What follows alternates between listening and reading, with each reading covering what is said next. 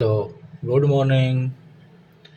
एक फोर्स दिया हुआ है F equal to F naught sine omega T. यदि ये वेरिएबल फोर्स है, टाइम पे डिपेंड कर रहा है, तो पूछा जा रहा है कि जो डिस्टेंस होगा उसकी इक्वेशन क्या होगी in terms of time. Time के टर्म में इनकी इक्वेशन क्या होगी। तो देखिए, हमें ये मालूम है कि जो फोर्स होता है F इक्वल टू वो होता है m into mass, m into acceleration, where e equal to m into D V upon D T. Means acceleration को हम लिख सकते हैं D V upon D T. तो यहाँ से जो डी वी आएगा वो आएगा f upon m into D T. तो यहाँ से यदि मैं इसको f की वैल्यू रखूँ और इसको डिफ्रेंशिएट करूँ तो वेलोसिटी आ जाएगी f not upon m sign omega T D T. यदि मैं इसको इंटीग्रेट कर देता हूँ दोनों साइड में तो ये हो जाएगा v, और यहाँ पे आ जाएगा f नॉट अपॉन m, और ये हो जाएगा minus cos omega T upon omega plus C, एक कांस्टेंट आ जाएगी।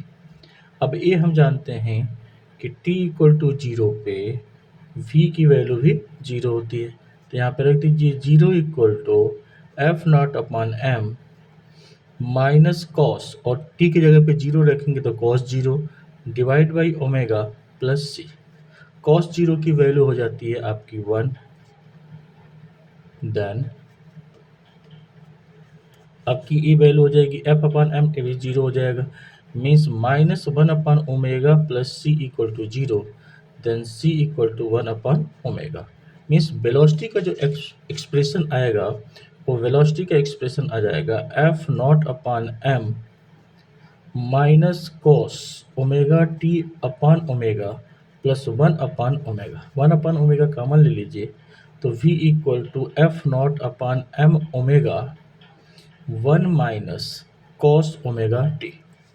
देखिए, हमें निकालना है displacement means position after time T.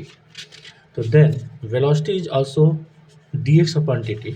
यहाँ पे मैं लिख सकता हूँ वेलोसिटी को कि d x upon D T equal to F naught M omega 1 minus cos omega T. Means D X equal to F naught upon M omega 1 minus cos omega T D T. इसको integrate कर देते हैं फिर से हमें x निकालने के लिए। तो यदि x निकालने के लिए मैं इसको इंटीग्रेट करता हूँ तो x equal to F naught upon M omega, ये तो कॉमन कांस्टेंट के कॉमन आ जाएगा। यहाँ पे हो जाएगा t minus sine omega T upon omega. Cos omega T का इंटीग्रेशन जो होता है sine omega T upon T, और 1 का इंटीग्रेशन t हो जाता है, प्लस एक कांस्टेंट रख दीजिए c। अब कांस्टेंट की वैल्यू को भी निकालना पड़ेगा यहाँ पे, और कांस्टेंट की वैल्यू निकालने के लिए फिर वही हम इक्वेशन यूज करेंगे। t इक्वल टू जीरो पे पोजीशन जो है वो इनिशियल पोजीशन जीरो है। इस t की वैल्यू यदि जीरो रखें तो x की वैल्यू भी जीरो होगी। मीन्स यहाँ पे zero equal to F naught upon M omega, t की वैल्यू जीरो हो गई, minus sine zero upon omega plus C. Sine zero की वैल्यू जीरो, ये जीरो है ही है, तो ये 1 upon F naught upon M omega ये जीरो हो जाएगा। तो सी की वैल्यू यहाँ से आ जाएगी जीरो। मीन्स जो एक्स का एक्सप्रेशन आएगा वो आ जाएगा F naught upon M omega T minus sine omega T upon omega.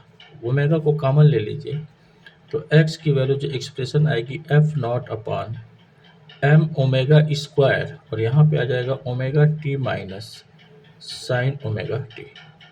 यही एक्सप्रेशन आ जाएगा इसकी डिस्प्लेसमेंट के लिए।